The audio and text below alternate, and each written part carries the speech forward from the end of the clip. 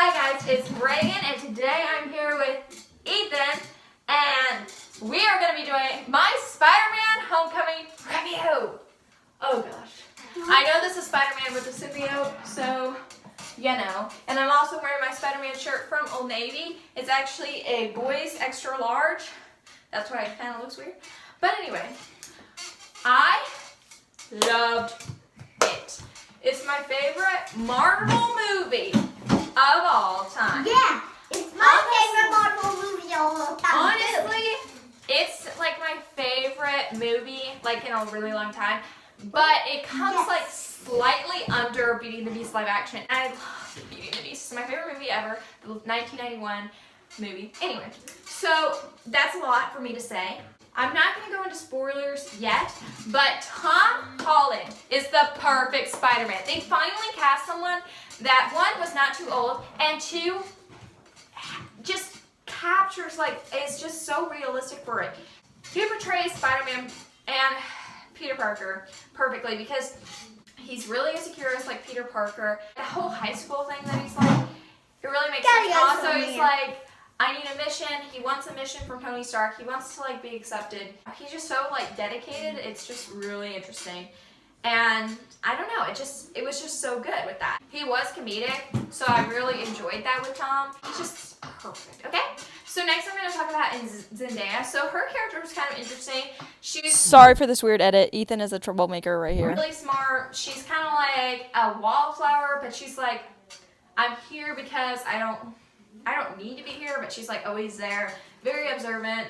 She knows a lot. Maybe she has a crush on Peter, but it's her character I really liked, but although it wasn't that involved.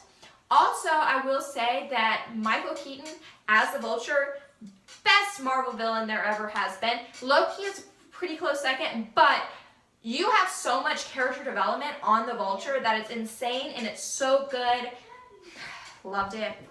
Also, Aunt May. They know Aunt May is hot, so they have constant like jokes about how Aunt May is so hot. She's a really hot lady, or she gets free food, or she, I don't know. It's just really good. She's kind of a cooler aunt, and I kind of enjoyed that take on Aunt May. And also, Spider-Man, I think he's going to be the greatest Marvel movie superhero I'm going to have to see in the Avengers. And I feel like the good thing was that the romantic interest with Peter Parker and Liz. So a lot of times movies kind of force this big like character and he has a side girl, but that's not, it's more realistic like if they're adults. But Peter Parker is in high school, so it makes sense that like he's kind of like has a crush, but it's not like a real serious thing. And it's kind of like, in the other movies, they're just like super, super serious, which is like okay. But I feel like I liked it a little bit better because it really focused on Peter's character development. Now I'm going to go into a little bit more spoilery section. So Tony Stark throughout it, I was really hesitant because I was feeling like, sometimes Marvel kind of annoys me because they have Tony Stark and like too much. Like they're like too much Iron Man, which is like okay, but I'm just saying that for me, Iron Man's not my favorite character. Robert Downey Jr. is really amazing though as Tony Stark. I'm just saying he's not like my favorite.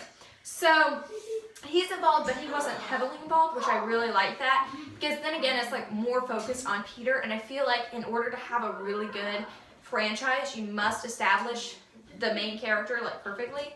So that was really good. And his kind of role, and he like taking away the suit, he does.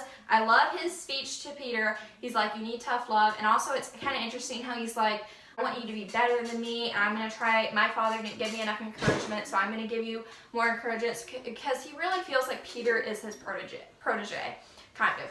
And it's just, I love it. It's just so good. The Vulture, like when you find out that he is Liz's dad, like it all kind of makes sense, because you're like, man, Liz's house is so nice. Because the drawing, Liz drew that drawing. You know he has a kid, but it's kind of like hinted at. But then it's there, and that was a really gripping scene when Peter takes Liz on a date to homecoming, and he basically has to one-to-one chat, and he's like, I'm going to give you a chance. Can you stay with my daughter? It was just, that that got me on my edge of my seat. There was never a dull moment in this movie, which I really, really appreciated. At the end, it was just my favorite. Let's talk about this. So Tony gives him back the suit, but also Tony gives him a position in the Avengers, and perfect to Peter's character. He did the mature right thing, and he's like, you know what, I'm going to be the friendly neighborhood Spider-Man for now. That, I feel like, was a really good decision also because in the writing style, because for him, we know he's going to be in the Infinity Wars. We know that's going to be a big deal, and I'm so excited for that, and I'm really excited to see how he plays in with like Star-Lord and Ant-Man, because I love those characters. I think it's going to be really comedic.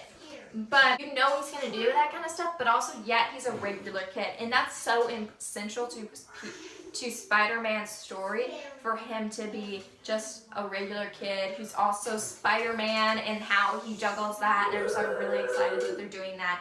Spider, that at first people were like, oh, the Iron Spider, maybe the spider suit that he already had. But no, he gets shown, and there's a whole press conference for him to be an Avenger, and he's like, no.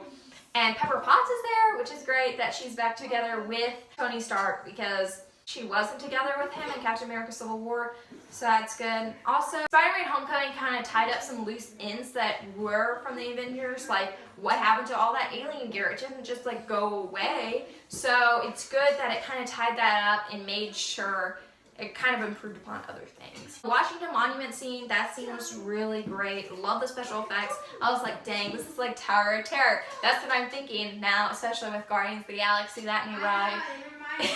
Yeah, Jay was saying it, Tower of Terror. And I was like, dang, now I wish Spider-Man would be in Tower of Terror. But it was just so good. And all the characters were great. I really love Spider-Man's friend. In this moment, I forgot what Spider-Man's friend's name was, but it's Ned. I loved how he like had to be the man in the chair. That was so funny to me.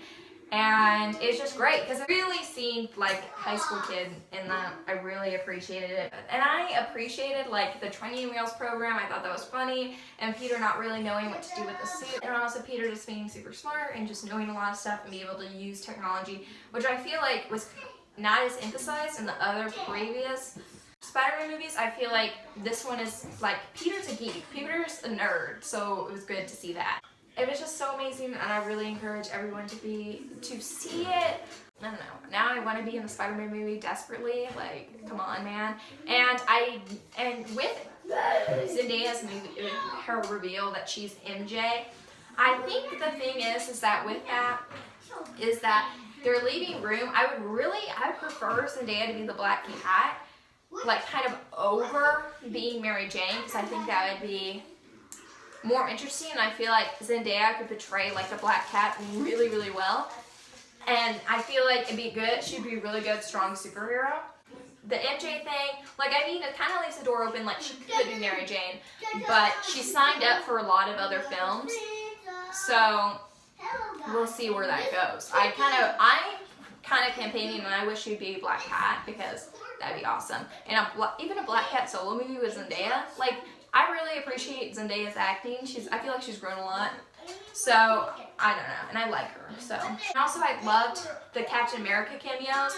How he was constantly like, this is your gym teacher video. And he'd be like, I know there's a lot of changes to your body. And I know I've been through it. And it's just like so funny that they included all those minutes. And also the end credit scenes, where Vulture, since Vulture knows who he is, like Toons knows who Peter Parker is, but he doesn't reveal it to the other guy. They also had the Shocker in there, so that was kind of interesting because the Shocker is a big villain. Well, he's not a big villain. Like, he's a bigger villain in Spider-Man, so he's famous. So it's kind of like interesting because like the Shocker doesn't warrant a whole Spider-Man film, but it was nice that they had it in there. So that's my review on Spider-Man the Force Awakens. Spider-Man Homecoming. Does this movie get more perfect? I don't know. And also, side note, I've been on YouTube now for 2 years. So this is my 2-year anniversary on YouTube, and I couldn't do it any better way than reviewing a really amazing movie. Spider-Man, the first Spider-Man with Tobey Maguire was actually the first movie I've ever saw in theaters. So it's kind of ingrained into me that Spider-Man's the best. And he's always been my favorite. And Tom Holland, I completely applaud him because he was perfect and exactly what everyone was hoping for. So Expectations were high and expectations were exceeded. So thanks guys for watching this video. I hope you go see Spider-Man. Hopefully I'll see you tomorrow again.